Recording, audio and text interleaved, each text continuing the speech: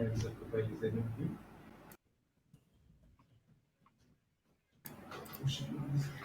warm welcome and good afternoon to everybody who has joined us for the session. And also welcome to the 17th edition of CII India Innovation Summit. The overall program is crafted from 14 September until 18 September. The theme for the year is Crafting Our Future Innovation for the Next World. The session that is aligned from 12 to 1 o'clock today that we have is What Does It Take to Build a Healthcare Unicorn? With us, we have Dr. Ajay, who is the CEO of Swasth, a non-profit health alliance that builds digital health infrastructure for public benefit. He joined Swasth after extensive experience in the health sector across telemedicine, public health, health tech entrepreneurship, medtech healthcare policy, and social impact investing. He has been an advisor to digital health innovators, nonprofits, and governments. In 2010, he co-founded and led MetaDoctor to become one of the India's largest medicines network, serving over 7 lakh patients across every state of the country. Prior to his startup journey, he was an impact investor at Acumen Fund in New York and Naromi focusing on health and energy. A wonderful session to start over for the next 30 minutes. Over to you, sir. Thank you, Julian, and thank you for having us. I'm in turn very pleased to introduce Siddharth Shah. Siddharth is the co-founder and CEO of API Holdings, one of the largest digital health platforms in the country. He brings with him a deep understanding of the healthcare ecosystem in the country and the outpatient care system in the country. He's focused on building radical reforms in the healthcare industry with the help of digital technologies. And he believes in bridging the three pillars of healthcare, of a healthcare platform: accessibility, availability, and quality, by creating a holistic ecosystem connected with technology. Siddharth is an alumni of IIM Ahmedabad. He completed his graduation with a focus on computer engineering from DJ Sangvi in Mumbai. He's also an avid go-karting driver and holds several awards at the national level. So welcome, Siddharth. Siddharth, welcome. So before we hand it over to you, I had a few questions I thought that would be interesting to the audience and to me personally. One question at a high level, just going from your bio, is it'll be great to understand how you see this holistic healthcare ecosystem forming in the country. Where are we today, and what are the changes that you see happening, or changes that you see necessary as you go about creating a holistic healthcare ecosystem? So that's a question more on the health system side. A couple of questions on our topic today around building a healthcare unicorn. And you guys have an incredible journey, right? You have come to where you are. And I almost break this into sort of two parts. One is the 0 to 1 journey of starting an e-pharmacy company in a space that had a lot of structural barriers and growing as large as you've grown. As well as acquiring storied names in healthcare at the size you're at right now, and this 0 to 1 journey, and would love to hear about what that was like. But also now, given where we are, and I think this year is a watershed year for e-pharmacies, with a lot of large incumbents entering the space, with Reliance and Tata and a bunch of others, and Amazon as well. Would love to understand your perspective on the 0 to 1 journey of getting here, and then the journey that you see from here onwards. What does that 1 to 100 look like? Would love to actually hear your perspectives, and then we can maybe take some questions from the audience after that. Welcome, Siddharth. Sure. So I think the first part around our vision, I think our vision is very simple. We believe that every Indian across the length and breadth of the country, be it urban or rural, rich or poor, should get access to healthcare in very, very easy and affordable manner. And this includes everything in primary healthcare, starting with information, getting a consultation, getting a diagnostic test, and getting a medicine or an OTC product, as the case may be. And we are building out a network that is doing that. We are building out a network which today has 90,000 retail pharmacies as partners. Through diagnostics at ThyroCare, we have 4,000 plus touch points across the country. Through our DocOn platform, we have over 4,000 doctors that see over 1 million patients every month in their clinics, and we have several thousand, about 20,000 plus teleconsultations being done every single day. So we do believe that a network that is all-encompassing, digital first, right? Not just online, but digital, right? And I think there's a difference between that. That online means you're expecting somebody to download an app and go. A digital network is one that is empowering both offline and online, irrespective of where you are and how you're located. And I think that is what we're building out. Today, we estimate that 70% of the country's population can get a medicine test or a consultation through our network in under 24 hours. And our objective is that ghar ghar jaakar, gaon gaon jaakar, 100% of the country's population should get access to this in under 24 hours and of a premium quality and at a very affordable rate. Now, it's very easy to say that, we want to do this. Like every company, we've had our 0 to 1 journey, and our 0 to 1 journey hasn't been necessarily very, I wouldn't like to romanticize it, right? I think from 2012 to 15, we've seen a lot of failures. In fact, till 2016, we've seen a lot of failures. What started as a project in B school, when it came to reality, we were only solving for demand and not the supply, and which is why we failed. When we started to solve for supply, we started by running a few retail stores, but could not run that effectively because we didn't have enough understanding of the supply chain, and that also failed. It was only third time around that we started focusing on the supply chain and started partnering with retailers is when the business started to succeed, right?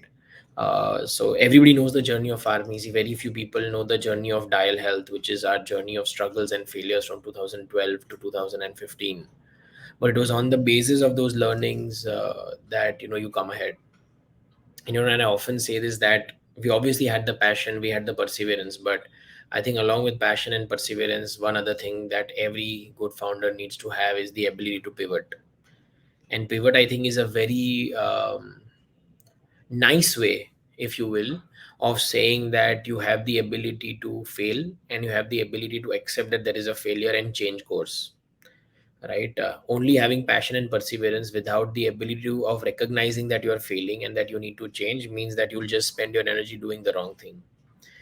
And just continuing to pivot consistently without passion and perseverance means that you'll keep changing directions but not go far. I think it's that right balance which is needed. We were fortunate, we were lucky that life gave us these chances to learn from our failures and keep coming at, right? Maybe everybody is not that lucky, right? And I think it's also important in all of these things to remain humble and realize that the hustle is real and not say, what, maine ye kar diya, maine wo kar diya. I think humility and hustle are equally important along with passions, perseverance, and pivot to get to where you are. And I think broadly, once you have your 0 to 1 journey in place, right, we took a lot of time. I think some of the things that went very well for us from 1 to 100 were focusing on the supply chain much more, right? We had run a few retail stores ourselves. Those retail stores had performed very badly. So since 2013, we've never run a retail store, right? But we've always believed in the power of getting a supply chain and partnering. And that supply chain and partnering has held us in great stead today, right? That 90,000 retailers work with us on our platforms with a very robust and a solid supply chain. And I think the if you want to try and do something in a holistic manner across the ecosystem, it's very, very essential that you continue to work in that manner, learn from your mistakes. Don't say that I'm going to do everything. Let other people do the thing that they are good at, do what you're good at, and figure out a collaborative way of making it work. And I think that is something which has worked for us, uh, right? So if I have to say, our failure on trying to do everything was one big learning.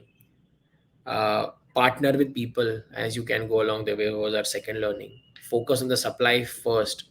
Demand is infinite in this country was our third learning. And I think basis this along with absolute humility and hustle, right, kind of has defined our phase where we are today. And I think the journey ahead is that we've created the building blocks, right, across information, consultation, test, and treatment.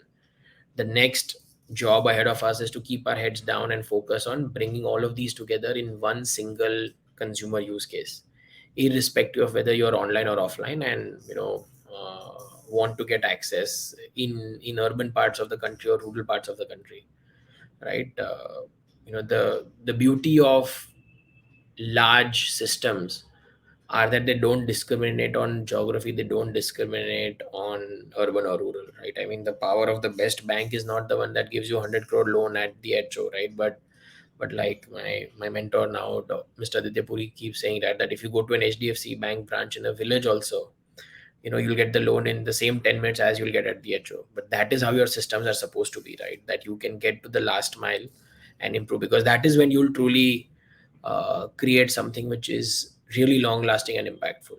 So that's in a nutshell about you know our vision of holistic healthcare, a little bit about our 0 to 1 journey, which had a lot of failures, iterations, and rising up, and now the 1 to 100, which is perhaps putting all of these pieces together such that you're able to impact the person at the last mile. And if I can ask you a question here right now, is what do you see this 1 to 100 like? How do you see the space now? Because it seems that there are lots of big boys now in the space, or big institutions now in the space, to be gender neutral.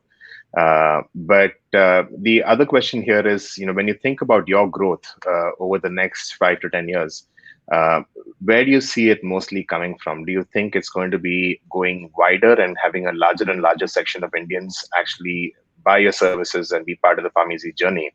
Or is it going deeper with the customers that you already have, where you're actually going offering a lot more in terms of healthcare services and products to customers that you already have? And do you see either one predominating? How do you see these two sort of paths for you? I And how think do you see the larger incumbents? Sorry, go on. I think the entry of large players is in fact necessary. I've gone on record to say that we are big fans of Reliance. I mean, I'm personally a big fan of Reliance, right? And every Indian is, very proud of the kind of institutions that both Reliance and Tata's have built, as an example. And I think entry of all of the large folks is very, very essential in this ecosystem. I think as a country, we are at an inflection point where healthcare is becoming front and center, and no amount of investment is going to be sufficient, right? You will have to continuously invest and upgrade and get last mile access to healthcare, right?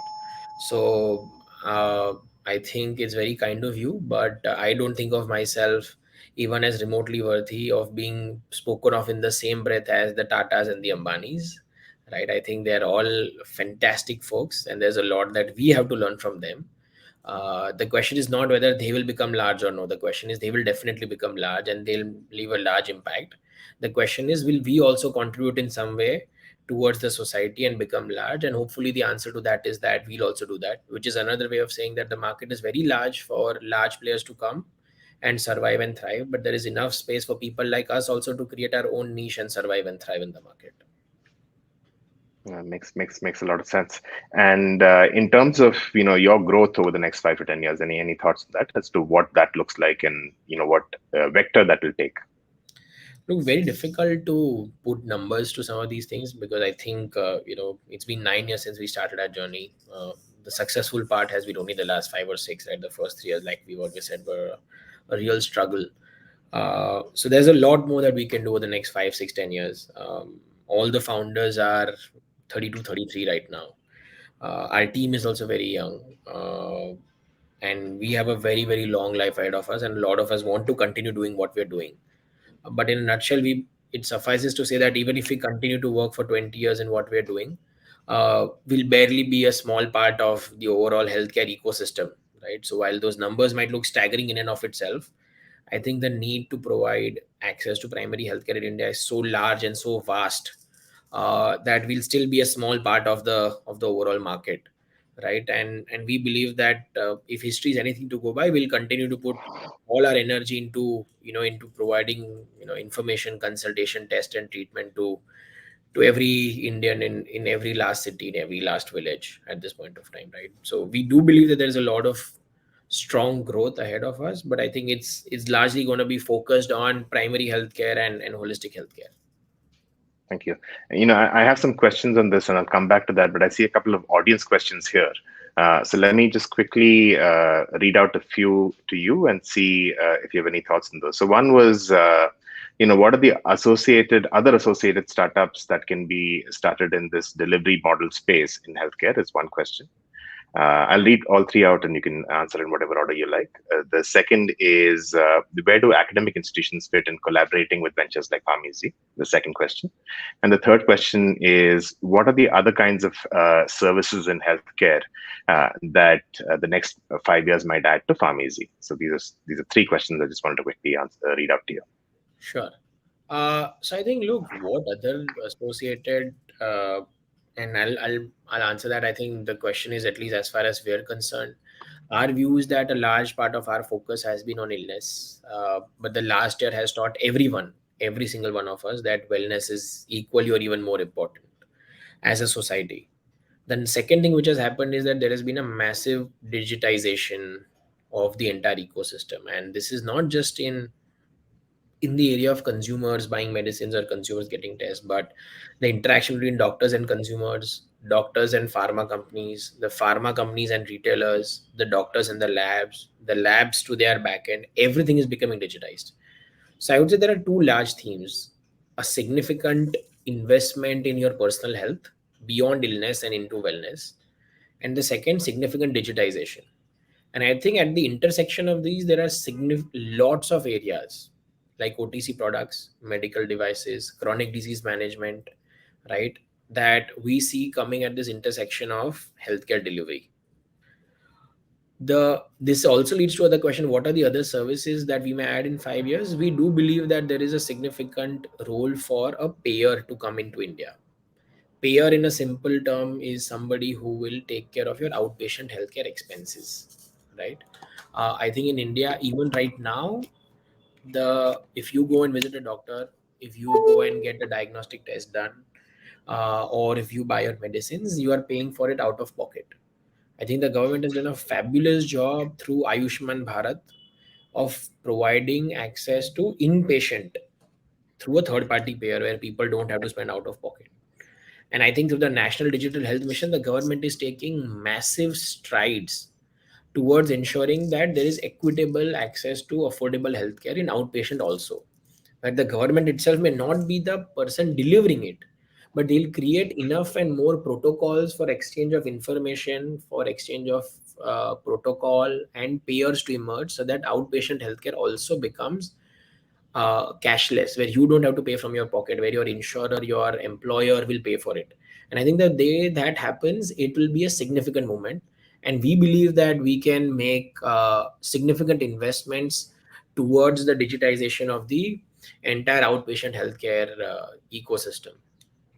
And I think the question around academic ventures, look, I think a lot of us are a function of what happened within academic ventures, right? I mean, the story of Pharmacy actually literally started as a final year project that I was doing at B School, right? About starting one of the first digital healthcare platforms in India, and I called that Dial Health. And it was my professor that insisted that I must incorporate the project as a company while I was on campus, given I was not going to opt for placements. So we completely understand and appreciate, and in fact it wouldn't be wrong to say that our venture Pharmacy, which was earlier, I mean, it's in some way was Dial Health, was actually born out of an academic venture, right? And we do see a lot of ability to collaborate on creating some of these health protocols, on creating frameworks, especially for last mile access to affordable healthcare with academic institutions. Thank you. And I think there was one more question on, in fact, there's another question that's come up on chat. So there's one question on, what are the other associated startups that can be ventured upon in the delivery model space? And there's a question in chat, which is, can we Uberize healthcare?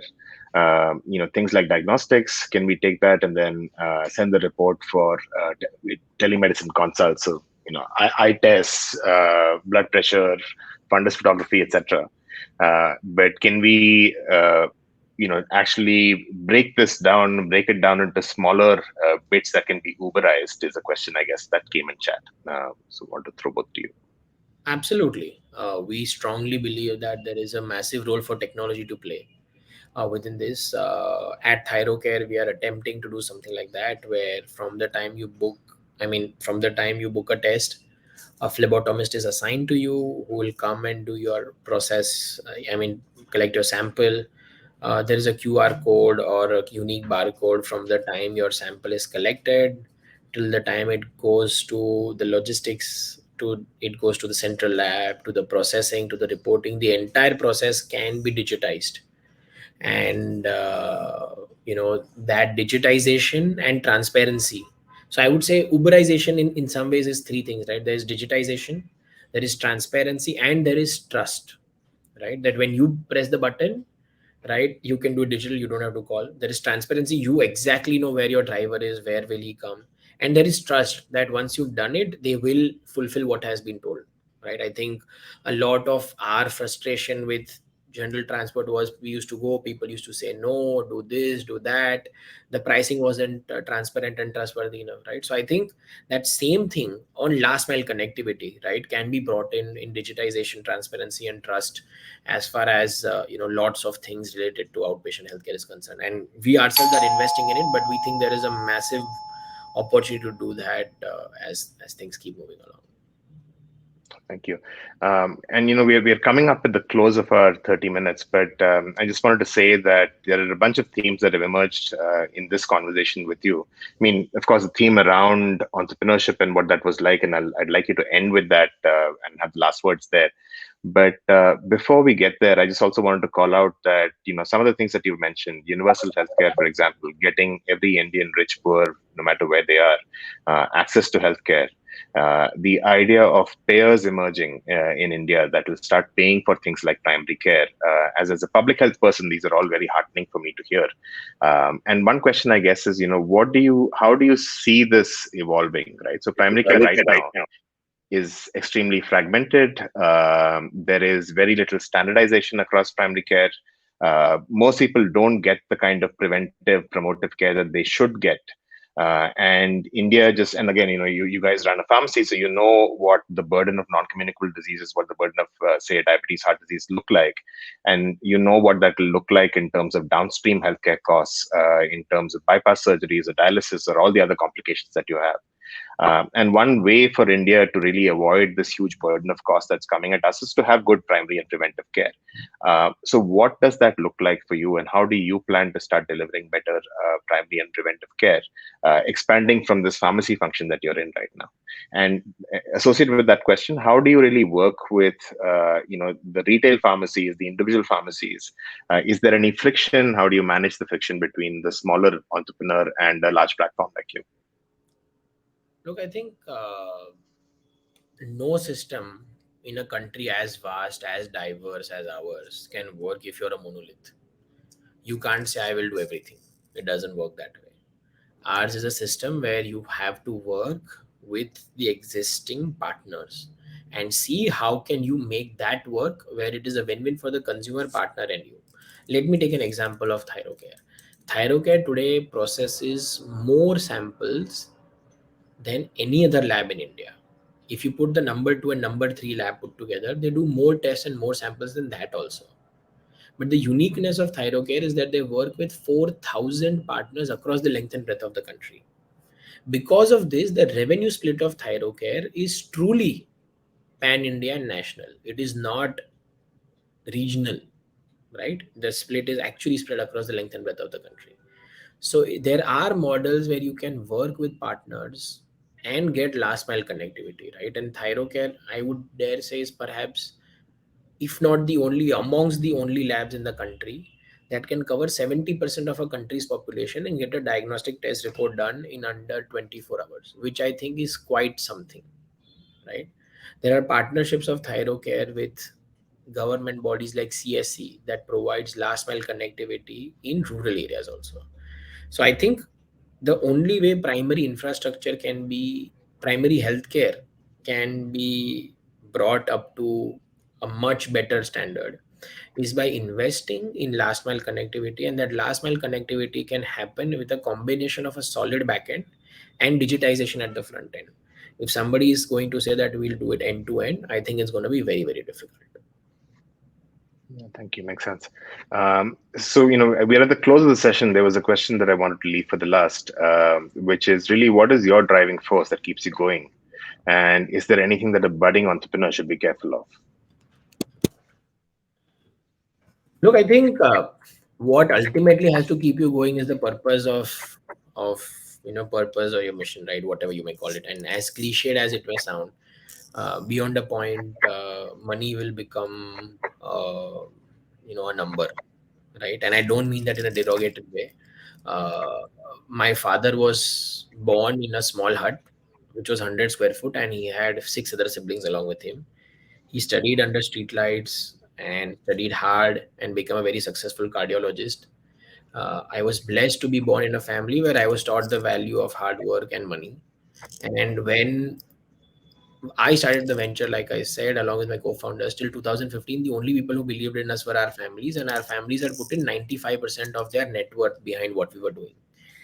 So there is the deepest of respect for money and how hard it is to make it and how easy it is to lose it. But I think if you have respect for money like that, right, and you are driven by your vision and purpose, I think that is what keeps you going at the end of the day, right? Otherwise, there's no reason to wake up every morning for any successful person and say, why do I do this? I think it's just the joy of doing it. There is no other reason. Right now, that joy may be different things for different people. For somebody it's the purpose, for somebody it's creating a big company, for somebody it's creating something else, right? And in some ways, like the Chinese say, beware what you wish for. But I also say that once you get what you wish for, you should actually relish it, right? So a lot of times I hear that, hey, you know what, you work really hard, you're working 16 hours a day, you must be really stressed, you must be really feeling bad about it. And I think the answer is very simple. I neither feel bad nor do I feel sad. I have worked very hard all my life and I have prayed every day to God कि भगवान मुझे बड़ी company बनानी है, right? या एक बड़ी organization चलानी है. And the day God gives that to you, you should just profusely thank God, consider yourself lucky, and work really hard to say that, I have been given this opportunity. So I think if you think of yourself as a trustee of somebody else's money, and if you think of yourself as being driven by what you're loving, then I think that is something that keeps you going from the first day till the last day, right? And I think for a budding entrepreneur, the only thing to be careful about is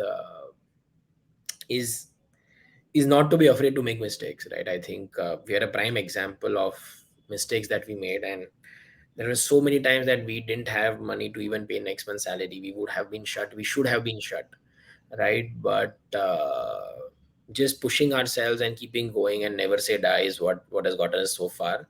uh, and along with that, all the humility and the hustle that in the world that you can put together, right? I think it's, in some ways, it's very simple. There's no rocket science, right? I mean, I don't fly rockets, I'm not a rocket scientist, and very few things in the world are rocket science apart from rocket science. It's just basic first principles, and so long as you keep your head down and keep going at it, I think you'll end up successful.